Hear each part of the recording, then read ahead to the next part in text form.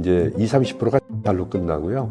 병들어 죽고 사고사로 죽고 사망률이 굉장히 높아요. 노인들 중에서는 약 중독자가 없다. 왜? 이미 다 죽었어요. 자기만 죽네요? 가정이 파괴되죠. 어떤 쉽게 구할 수 있는 시대가 됐어요. 인터넷 잘 활용하고 채팅 많이 하는 친구들이 다 청소년들 아닙니까? 가장 위험한 집단이에요. 자기들끼리 모여가지고 파티할 때 하죠. 집단으로 합니다. 얼마 전에 서울대, 고대, 연대, 카이스트 대학생들 연합동아리가 또 검거된 적도 있잖아요. 제가 볼 때는 대마가 가장 위험합니다. 대마를 우습게 생각하거든요. 담배보다도 약하다고 그런다는데 다른 나라는 합법화도 돼 있고 이게 강한 약이냐 약한 약이냐는 의미가 없어요. 하다 보면 내성이 생기고 효과가 떨어지니까 조금 더 강한 약을 찾게 될 수밖에 없어요. 우리나라에도 필로폰 중독자들이 제일 많은데 대마를 하다가 넘어온 사람들이 많습니다. 그럼 왜 미국 같은 데서는 합법화를 했을까요?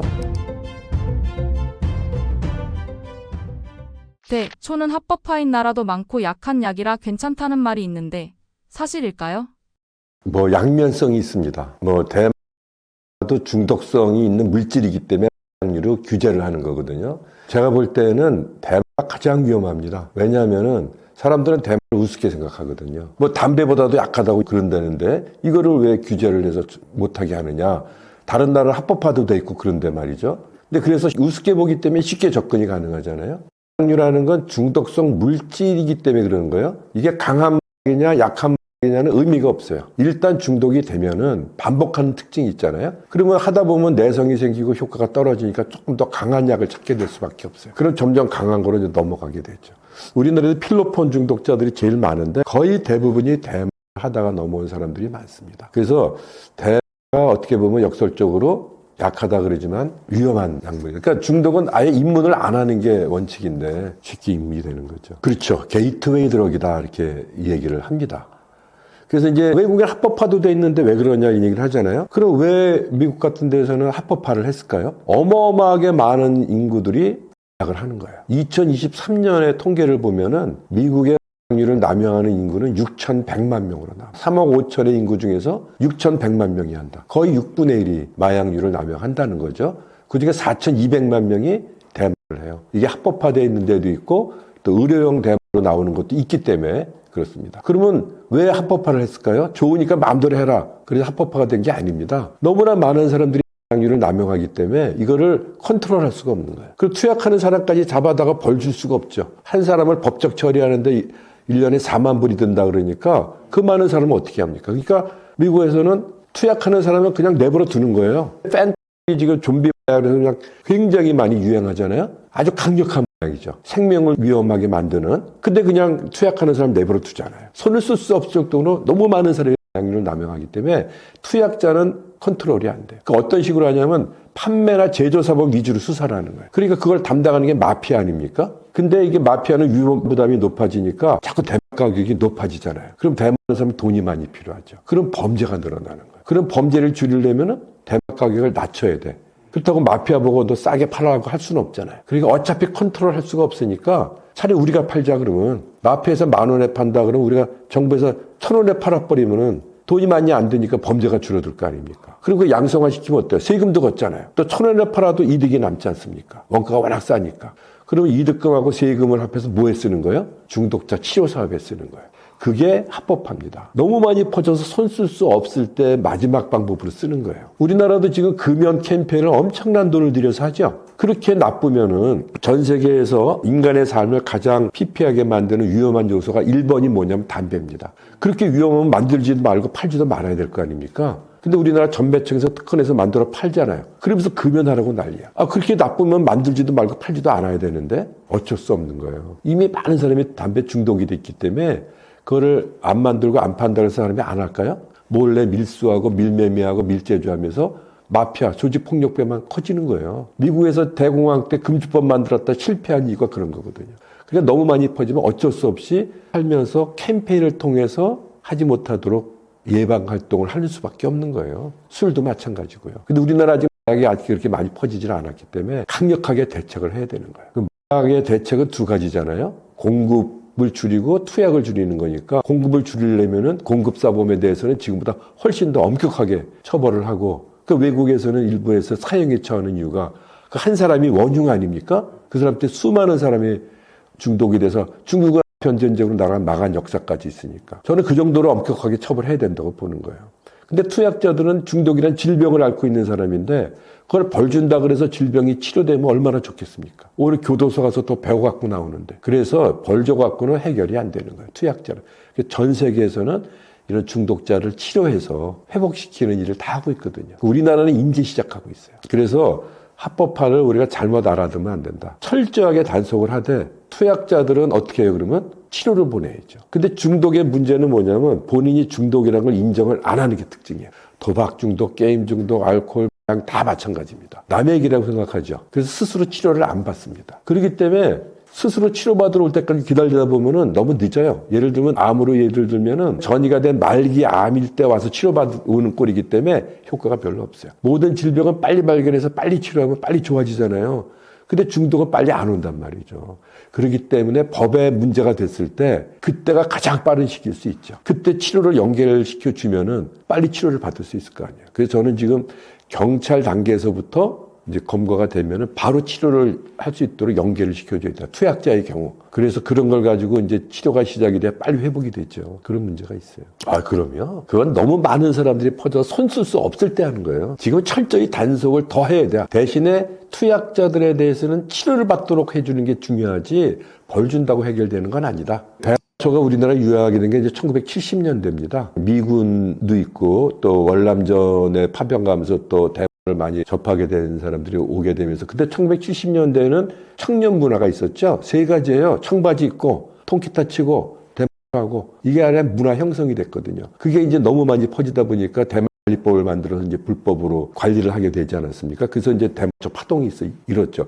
그 당시에 대마 속에는 THC라는 테트라하이드로 카나비놀이라는 한각제 성분 때문에 문제가 되는 거예요. 그걸 감각을 왜곡시키는 역할을 하거든요. 그러니까 우리는 소리를 듣고 빛을 본다고 표현하는데 곰감각 환각이라 그래서 거꾸로 소리를 본다고 표현을 하고 빛을 듣는다는 식으로 표현을 하니까 감각이 왜곡되는 거예요. 그러니까 평상시에 아닌 새로운 감각을 맛보게 되니까 음악하는 사람이나 예술하는 사람들이 그런 거를 영감 같은 걸 얻으려고 하는 그런 경우도 많이 있어서 그러면 약에 의존해서 하는 건 진짜 창작 활동이 아닌데 말이죠. 유행을 하게 된 거예요. 그 당시 테트라하이드로 카나비놀의 농도는요. 지금은요. 그거의 17배가 높아요. 평균적으로. 그래서 그거를 이제 수지로 만들어 보면 농축이 되니까 THC함이라는 게 몇 배 높아지고 요새는 액상담 많이 하거든요. 그거를 농축시키면 액상담 되면 또 높아져요. 그러면 옛날에 그 대마초 하던 거에 비해서 한 100배 이상 높은 거예요. 굉장히 무섭죠, 사실은. 저한테 오는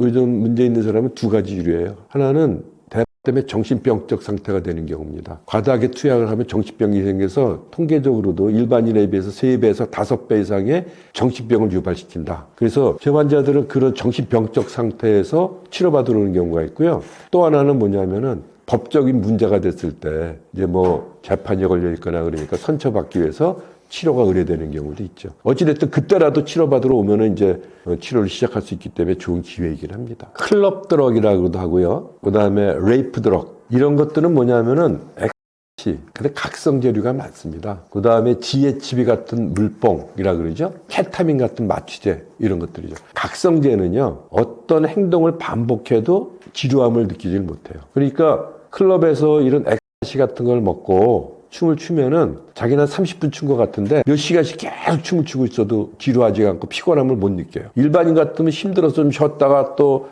나가서 추고 이래야 되는데 그걸 안 하는 거예요. 그래서 탈진할 위험성이 높아요. 그래서 이제 외국에서는 레이브 파티라 그래서 70년대부터 레이브 파티가 유행해서 거기서 약을 많이 팔았거든요. 엑스나 LSD나 암페 이런 걸 많이 팔았기 때문에 이제 탈진이 되니까 뭘 파냐면 음료를 팔아요. 또 비싸게. 그래서 이제 이중으로 장사하고 그런 게 많이 있는데 그런 것뿐만 아니라 이 케타민이나 이런 걸 마취제 아닙니까? 졸피뎀 같은 수면제. 클럽에 가서 먹으면 음료에다 몰래 탄단 말이죠. 그러면 의식을 잃어요. 그러면 가수면 상태가 되게 완전히 의식을 잃는 게 아니라 가수면 상태가 돼서 자기가 어떤 행동을 하긴 하는데 기억을 못 하는 거예요. 그리고 부끄러움이 없어지기 때문에 처음 만난 사람도 스스럼 없이 막 얘기하게 되고 그렇게 되니까 그걸 이용해서 이제 취하게 만든 다음에 성폭행하거나 강도짓을 하거나 이런 범죄용으로 많이 남용이 되죠. 예를 들면 수면제를 먹고 잠을 안 자잖아요. 그럼 뭘 했는지 기억이 안 나는 거예요. 먹는다고 냉장고 뒤져서 막 먹고 라면 끓여 먹고 막 그래요.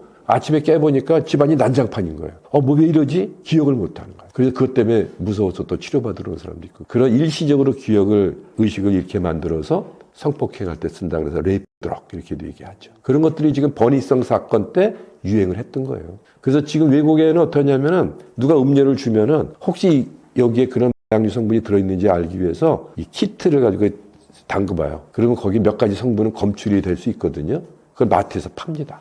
혹시 모르니까. 우리나라도 이제 그런 게 필요하게 된 시대가 된 거예요. 그리고 대치동 학원가에서 어린 아이들한테 음료에다가 약 섞어가지고 뭐 학습력 높여진다, 기억력 증진시킨다 그래가지고 속여가지고 먹였잖아요. 부모도 협박하고 큰 사건이었잖아요. 이제는 애들한테도 그렇게 되니까 누가 음료 주는 걸 쉽게 먹으면 안 되는 시대가 된 거예요. 이게 이제 젊은 층한테 특히 이제 많이 넘어가니까. 약을 한 번 사용하면 바로 중독되나요?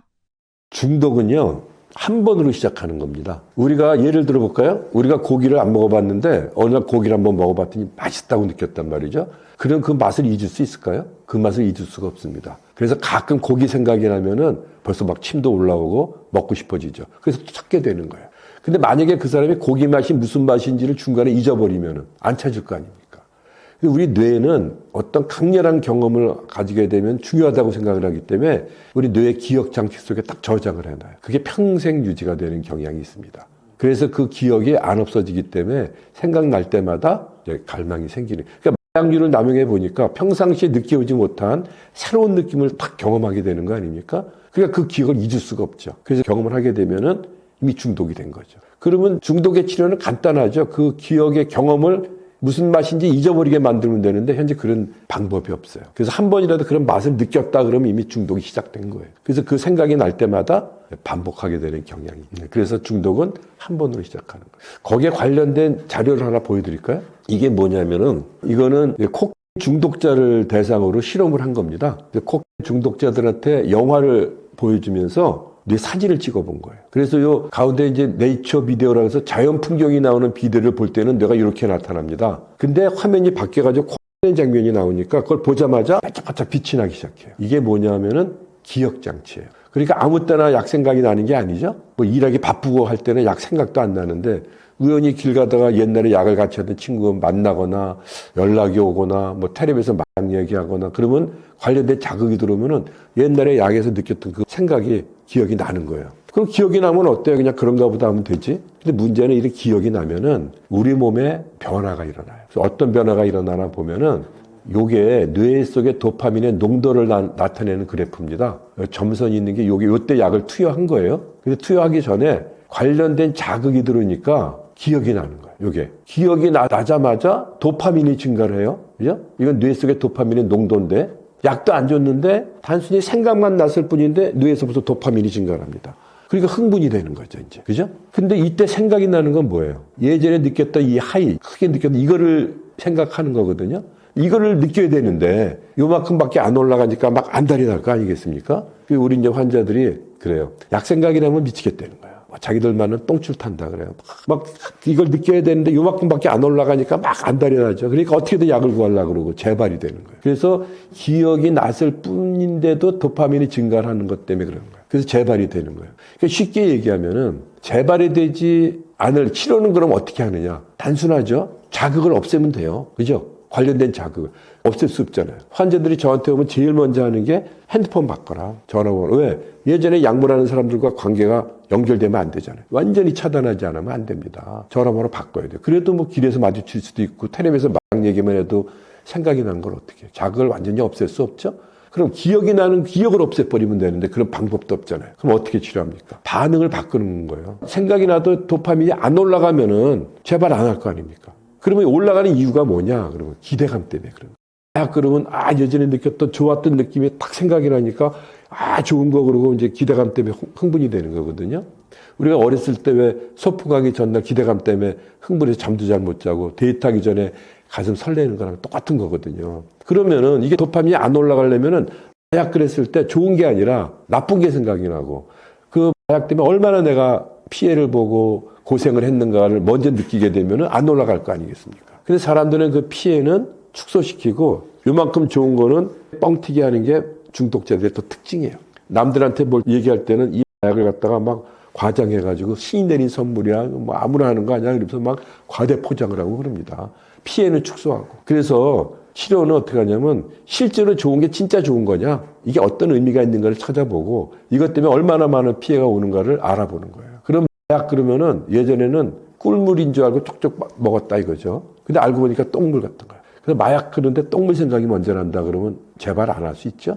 실제로 그 피해를 알아보는 거예요. 근데 예를 들어 우리가 암을 알아보지 않았지만 암이 얼마나 무서운지 다 알죠. 그게 초기에는 아무 증상이 없어도 이게 암세포가 발견이 되면은 놔둔다고 없어지는 게 아니라 진행이 돼서 말기까지라는 걸 누구나 알잖아요. 그러니까 온 국민이 어떻게 해요? 암을 예방하려고 스스로 노력을 하잖아요. 그리고 건강검진 통해서 빨리 발견하면 빨리 치료하려고 애를 쓰듯이 중독도 마찬가지입니다. 내가 겪어보고 나서 무섭다 그러면 소용이 없는 거예요. 겪어보기 전에 중독이 얼마나 무서운지 다른 사람들의 경험이 많잖아요. 저는 거의 뭐 40년 가까이 뭐 많은 중독자를 봤기 때문에 그 말로가 얼마나 비참한지 그 가정이 어떻게 파괴되는지를 옆에서 생생히 지켜봤기 때문에 저만큼 무서워하는 사람은 아마 없을 겁니다. 근데 이거를 간접적으로도 경험을 해야 되는 거예요. 그래서 그걸 그 피해를 느끼게 되면은 예방할 수 있는 거죠. 그래서 중독은 한 번으로 시작되는 겁니다. 제 환자들의 대부분이 70%가 말기 중독자들이죠. 보통 뭐 5년, 10년에서 30, 40년 가까이 뭐 마약에 중독돼 있다가 이제 겨우 이제 치료받으러 오는 사람들이 많은데 물어보면은 아무도요 중독되고 싶어서 이럴 줄 알고 한 게 아닙니다. 좋다 그러니까 한 번만 해봐 그러니까 한 번 했는데 목을 느끼니까 야 이거 괜찮은데 한 번만 더 해볼까? 2번 하고 그러다 보니까 나도 모르게 뭐 3번 하고 세월이 흘러서 1년, 10년, 몇십 가게 되는 거예요. 이게 중독의 과정입니다. 이건 아무도 예외가 없어요. 누구나 다 그런 과정을 겪게 되는 거예요. 그래서 가능한 한 빠른 시기에 빨리 빠져나올 수 있는 방법을 강구해야 되는 거예요. 그래서 제일 중요한 거는 경험을 안 하는 겁니다. 현재 대한민국의 약 예방 교육과 재발 방지 교육은 어떻게 평가하시나요?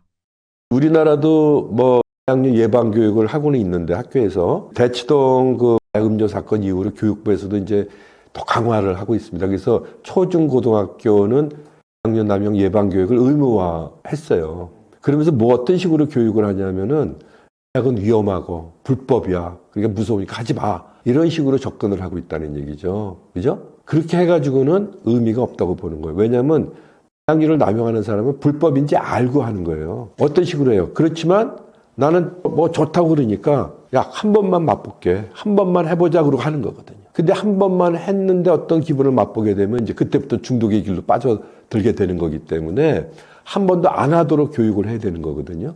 그러기 위해서는 마약이 어떤 질병인지를 알려줘야 되는 거예요. 왜 한 번만 했을 뿐인데 반복하게 되는지. 아까 기억과 관련된 얘기를 했듯이 그 맛을 한번 느끼게 되면 그 기억이 안 없어지기 때문에 계속 반복하게 해서 재발이 많아지는 게 중독의 특성이기 때문에 안 하려고 해도 자꾸 반복하게 되고 하면 할수록 점점 빠져나오기가 힘들어지거든요. 그죠? 그리고 점점 진행이 되면은 결국은 많은 사람이 이제 20, 30%가 자살로 끝나고요.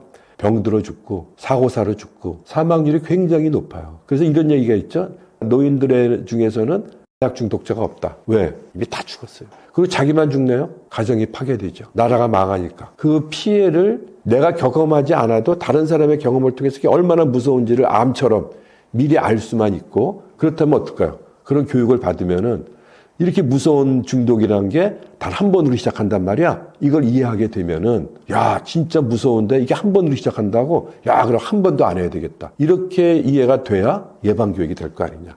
이렇게만 교육을 한다면은 저는 뭐 짧은 시간, 1시간만 잘 교육을 해도 아주 효과적으로 예방교육이 이루어질 수 있다고 봐요. 지금은 문제가 뭐냐면은 청소년들의 약물 중독이 엄청나게 늘어난다는 거죠. 이 그래프를 한번 볼까요?